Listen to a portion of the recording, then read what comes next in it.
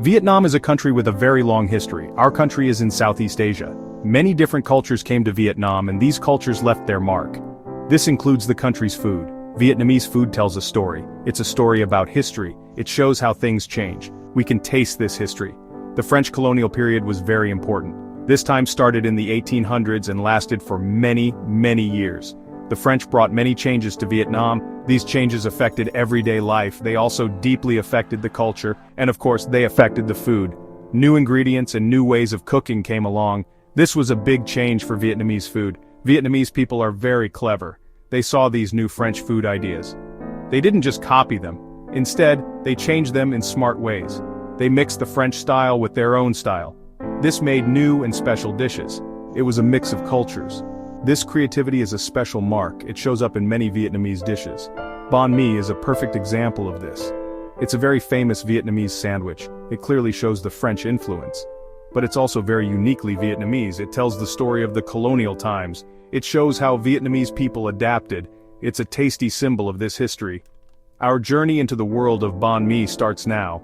Let's explore its amazing story. The French started to rule Vietnam many years ago. It started in the middle of the 1800s. This French rule lasted for many, many years. The French people brought their own culture with them. They also brought their language and their ways of doing things. A really big part of that was their food. French food started to show up in Vietnam. This was pretty new for the local people. It started a slow change in food. French foods like bread were introduced. Coffee also came with the French. Dairy foods like milk and butter were new things too. These things weren't really eaten much by Vietnamese people before. Vietnamese people saw these new foods. They slowly started to try them. They started to put them into their meals. That was a big change for what local people like to eat. This was the start of new ways of cooking. New ingredients became more popular. Butter was used in cooking. Pâté, a French meat spread, showed up. Different kinds of cheese were also brought over. These were very different from the usual Vietnamese flavors. Vietnamese cooks learned about these new foods. They started to try new things with them. They found new and fun ways to use them. This was a time of making new things with food. This sharing of food ideas was very important. It made a new kind of Vietnamese food. It was the start for many new dishes. These dishes mixed French and Vietnamese things. Banh Mi is maybe the most famous result. It really shows the French influence, but it's also very Vietnamese. It's a real mix of two worlds, a tasty piece of history. The French brought their famous bread to Vietnam. This bread is called a baguette, or French bread. It's a long loaf of bread. The crust is very crispy. Inside it's soft and fluffy. This bread is a symbol of French culture. It became a daily food for French people in Vietnam. It reminded them of home. This bread would soon change. At first the baguette was mostly for the French. They were made in French bakeries. These bakeries served the French community in the colony. At first Vietnamese people didn't eat this bread much. That's because baguettes were often expensive. They were also seen as a foreign food. It was hard for many local people to get, but this started to change over time. The baguette began its Vietnamese journey. Slowly, Vietnamese bakers learned the skill. They learned how to make these French-style baguettes. They started opening their own bakeries. This made the bread more widely available. More Vietnamese people could now buy it. Baguettes became more common in the cities. It wasn't just for the French anymore. It started to become a part of Vietnamese life. This was an important step. Vietnamese bakers also changed the baguette. They didn't make it exactly like the French did. They made it lighter with a thinner crust. The inside was even fluffier and softer. They often used rice flour along with wheat flour. This was a local change. This made the Vietnamese baguette unique. It was perfect for the local climate and taste. This special bread became the soul of the sandwich. In the early days, the baguette was eaten simply. People would eat it with a little butter, or they might have it with some cheese. Sometimes they added a few slices of cold cuts. This way of eating was very much like how the French ate. It was a quick and easy meal. This style of eating was common in French homes. It was also found in French cafes in Vietnam. A simple way to enjoy the bread. Vietnamese people watched these eating habits. They saw how the French used the baguette. It was often a base for other ingredients. They started to think about their own flavors. They began to try new things with the bread. They thought about what they could add. What would taste good with this crispy bread? This was the start of a big change. The bread was ready for a new identity. The idea of putting fillings inside the baguette started to grow. People started to put more ingredients inside. It wasn't just butter or one type of meat anymore. This was really the beginning of the Banh Mi sandwich. It was an exciting new thing in street food. The baguette was changing from a simple bread. It was becoming something with many flavors. This was an important food invention at the time. A new dish was taking shape.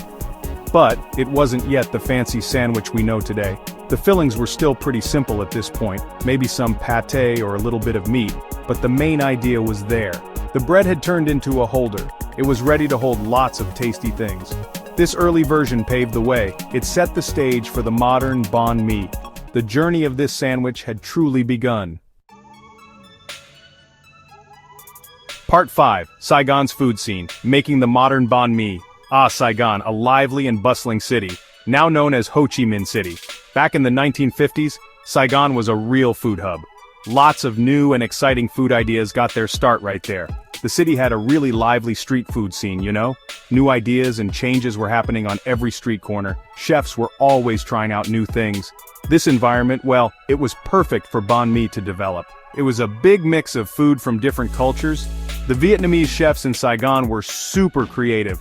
They took the basic idea of a filled baguette, and wow, they turned it into something really Vietnamese. They added in all sorts of local flavors. This was a huge step in how Banh Mi grew. It totally changed the sandwich, turning it into something new and exciting. This was the birth of the modern Banh Mi, a sandwich packed with flavors and textures. These Saigon chefs, they added pickles. Carrots and white radish, sliced thin and pickled, gave it a nice tangy crunch. They threw in fresh herbs like cilantro, which added a really bright, fresh taste.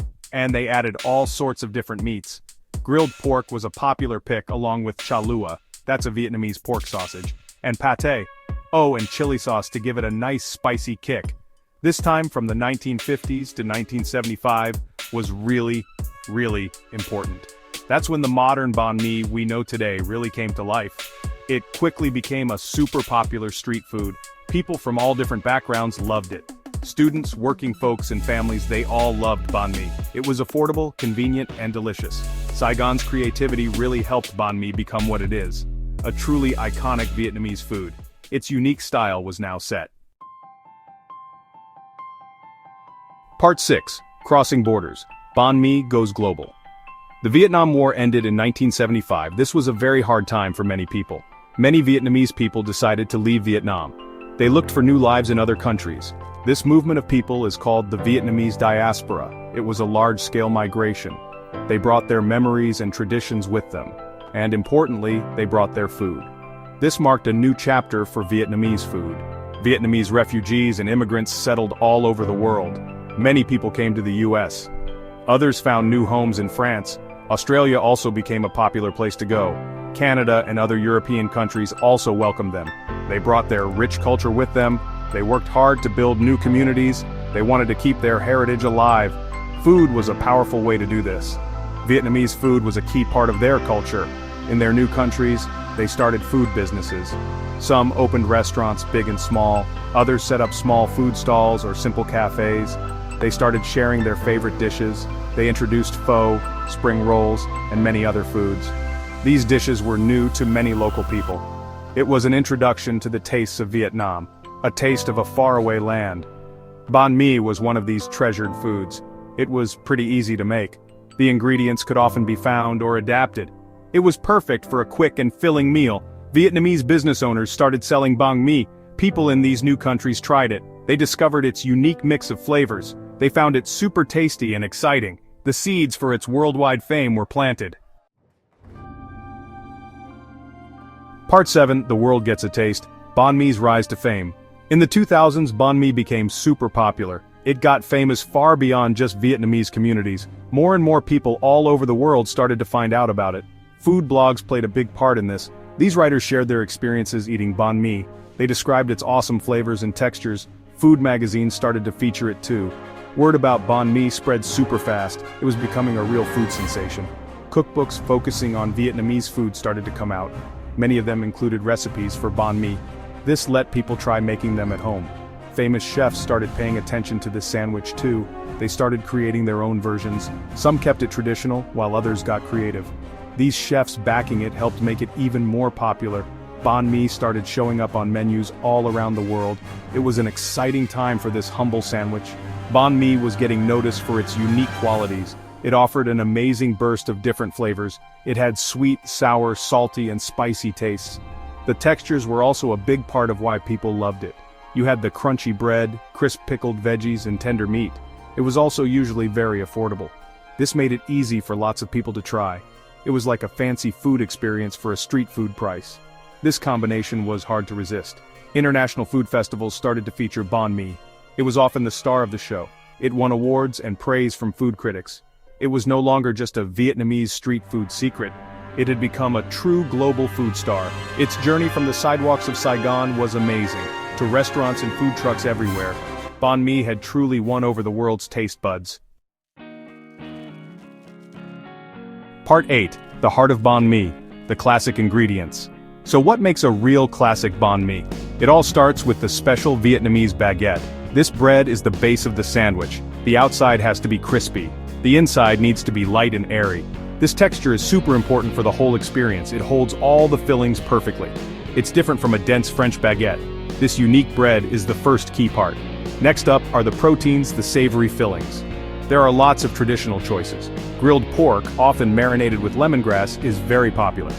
Pate, usually a coarse liver pate, adds a rich, creamy taste. Chalua, or Vietnamese pork roll, is also a big favorite. It has a smooth texture that's a little chewy.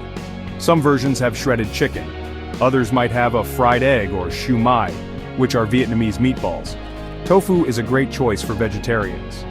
Fresh and pickled veggies are totally a must. They bring crunch, freshness, and a tangy kick. Pickled carrots and daikon radish are standard. They're shredded and lightly pickled. Thinly sliced cucumbers add a cool crunch. These veggies balance out the richness of the meats. They make the sandwich refreshing. Without them, a banh mi just isn't complete. They're super important for the overall taste. And finally, the finishing touches. A few sprigs of fresh cilantro add a bright herby flavor. A smear of mayonnaise adds creaminess. This is often a homemade eggy mayo, a dash of soy sauce or Maggi seasoning for a savory boost. Maggi is a dark, rich seasoning sauce that's loved in Vietnam.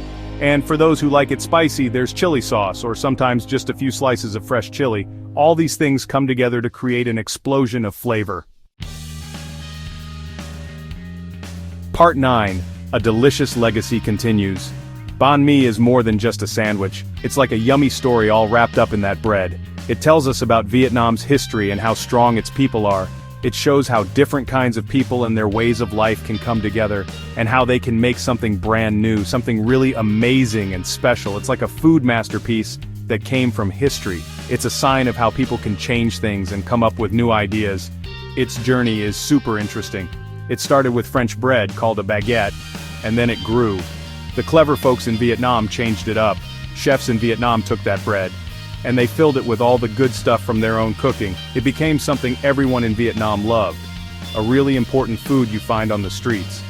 Now people all over the world get to taste how good it is. It's come a long, long way from where it started, but it still has that special Vietnamese feeling. These days, you can find banh mi pretty much anywhere, from big, busy cities to little towns. Lots of new, tasty kinds have popped up. Chefs all over the world are always trying new things with it. They add new stuff inside and new flavors. But the good old classic banh mi is still super popular. The main mix of stuff in it never gets old. It helps people feel connected to Vietnamese ways. It's a taste of Vietnam no matter where you are. The banh mi's journey is still going on. It stands for yummy food and how different people share their ways. It's a food that makes lots of people happy. It has a cool history and a great future ahead. People will definitely love it for many more years. What it leaves behind is its taste and its story. A simple sandwich that tells a big, big story. It's like a tasty adventure with every bite. The story of banh mi just keeps on growing.